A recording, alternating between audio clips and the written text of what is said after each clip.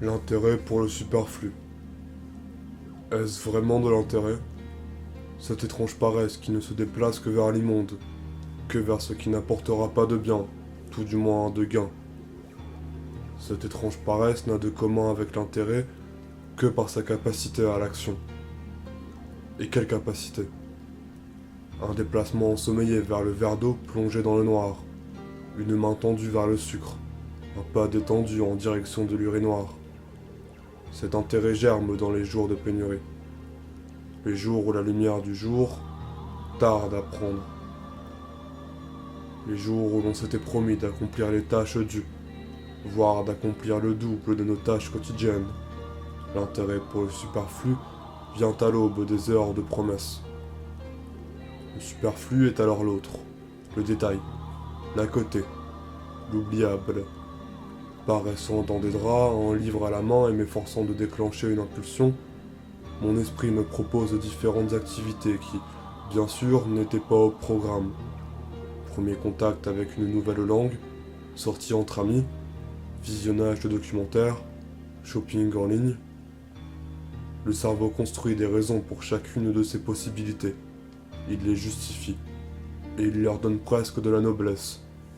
Ce superflu, une fois mis de côté après un long effort de la raison, revient par soupçon avec l'air du regret. Ces impressions peinent à me quitter. Elles restent dans l'ombre et je sens leur poids comme celui de la digestion. Au fond, je sais que ce sentiment et ces idées ne naissent que par lâcheté, c'est-à-dire par mollesse, par trop plein de détente.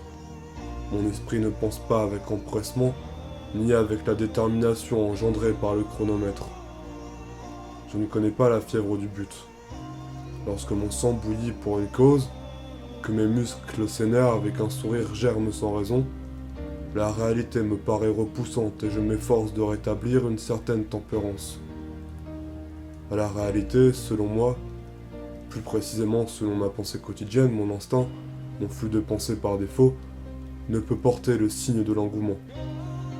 La réalité doit être mesurée comme une promenade matinale. Tout doit se faire dans une juste conscience des choses où le sommeil freine l'énervement et où l'organisme ne semble que pouvoir grandir dans ses capacités. Ma réalité doit s'élever comme la fleur chaque matin, sans bruit et sans séisme. L'intérêt pour le superflu naît lorsque ce cycle est mal assuré.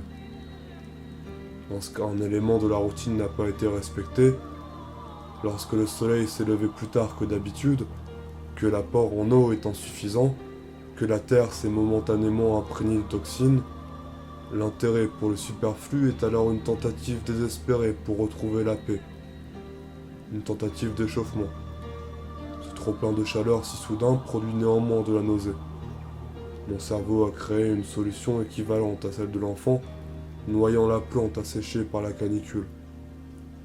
À vrai dire, je n'ai pas trouvé de meilleure solution que celle élaborée par mon cerveau. Plus le temps devient une denrée et non plus un océan, et plus je comprends l'importance d'encaisser ces moments de flottement. Plus précisément, je comprends l'importance de la concentration afin de ne pas les laisser devenir la norme. Si, auparavant, j'aurais plongé dans ces propositions inutiles, je préfère dorénavant laisser mon esprit flotter, prendre un café en regardant la rue passante, côtoyer le mur blanc, m'étirer comme un héros de Murakami. L'intérêt pour le superflu est l'une de ces rues d'enfance me permettant de réaliser l'évolution.